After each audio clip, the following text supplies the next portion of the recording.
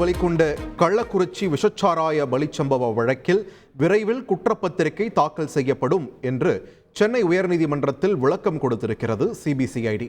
இது தொடர்பான முக்கிய செய்தியை நாம் பார்த்து வருகிறோம். கூடுதல் விவரங்களை வழங்குவதற்காக இணைகிறார் எமது செய்தியாளர் சுரேஷ். சுரேஷ் வணக்கம். இந்த விவகாரத்தில் தற்பொழுது சிபிசிஐடி கொடுத்திருக்கக்கூடிய அந்த விளக்கத்தின் சாராம்சம் என்ன? பதிவு பண்ணுங்க.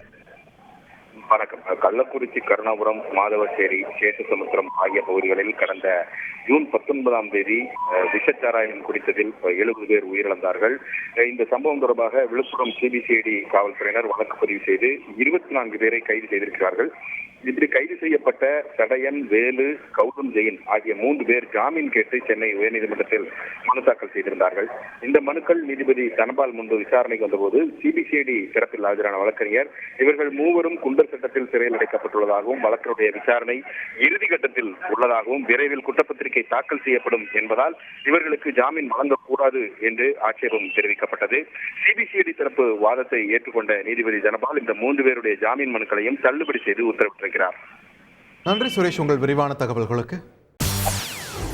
செய்திகளை உடனுக்குடன் தெரிந்து கொள்ள உடனே சப்ஸ்கிரைப் பண்ணுங்க.